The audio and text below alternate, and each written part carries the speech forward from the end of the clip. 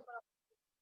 Di sini kami akan mempresentasikan hasil makalah diskusi kami terkait kurikulum darurat COVID-19 dengan anggota Jessica Arum Polupi NIM A2019049, lalu Vicky Andrian dengan NIM A2019055, lalu Veresia Febrianingrum dengan NIM A2019063, lalu Rahmadani Desti Prastiwi dengan NIM A2019070, lalu Melinda Stianingrum dengan NIM A2019070, lalu Dedi Yusuf dengan NIM A2019080. Selanjutnya, kami akan menjelaskan hasil diskusi kami.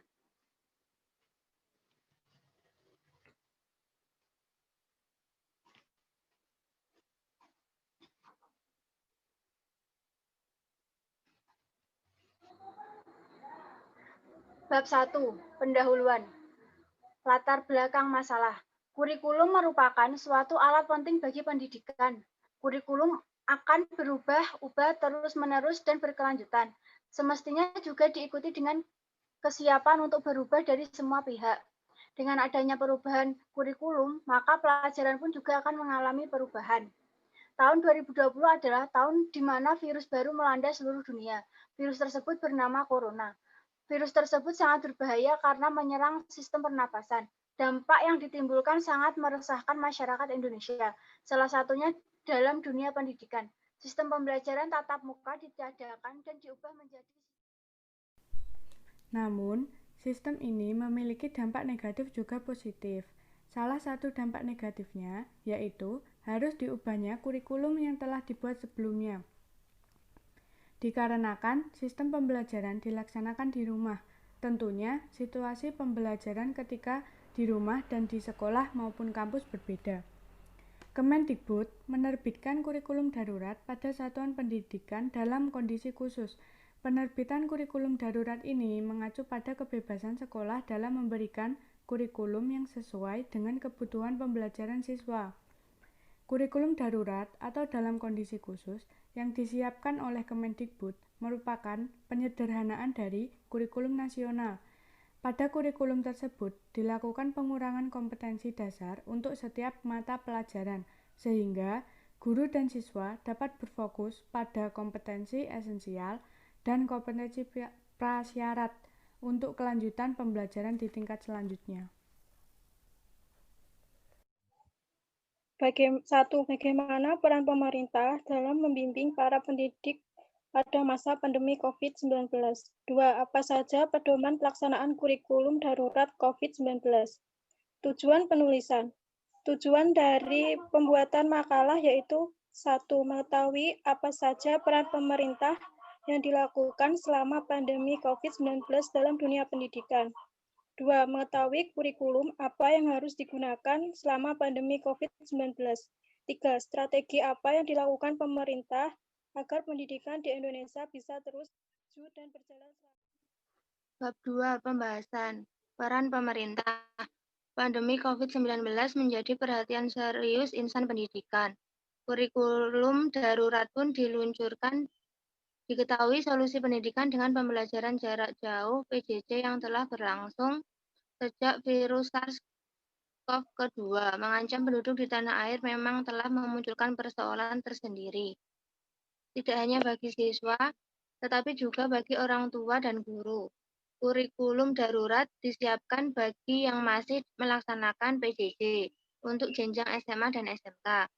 Dalam kurikulum darurat, Mendikbud membeberkan kompetensi dasar dikurangi secara dramatis untuk setiap mata pelajarannya. Langkah ini menurut Nadiem ditempuh agar pengajaran bisa lebih berfokus. Pemerintah telah menyiapkan kurikulum bagi sekolah yang membutuhkan kurikulum dengan standar pencapaian dan kompetensi dasar yang lebih sederhana. Kemendikbud juga menyediakan modul-modul pembelajaran untuk jenjang SMK dan SMK diharapkan dapat membantu proses belajar dari rumah dengan mencakup uraian pembelajaran berbasis aktivitas untuk guru, orang tua, dan peserta didik. Modul tersebut diharapkan akan mempermudah guru untuk memfasilitasi dan memantau pembelajaran siswa di rumah dan membantu orang tua dalam mendapatkan tips dan strategi dalam mendampingi anak belajar di rumah. Bantu siswa yang terdampak pandemi dan berpotensi tertinggal, Mendikbud mengimbau guru perlu melakukan asesmen diagnostik dan kognitif dan non-kognitif dalam pembelajaran.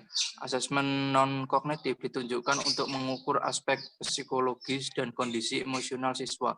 Hasil asesmen digunakan sebagai dasar pemilihan strategi pembelajaran dan pemberian remedial atau pembelajaran tambahan untuk peserta didik yang paling tertinggal. 2.2 Pedoman pelaksanaan kurikulum darurat COVID-19. Kementerian Pendidikan dan Kebudayaan Kemendikbud menerbitkan pedoman pelaksanaan kurikulum pada satuan pendidikan dalam kondisi khusus. Satuan pendidikan dalam kondisi khusus dapat menggunakan kurikulum yang sesuai dengan kebutuhan pembelajaran peserta didik. Satuan pendidikan pada kondisi khusus dalam pelaksanaan pembelajaran di antara lain: 1. Tetap mengacu pada kurikulum nasional. 2. Menggunakan kurikulum darurat.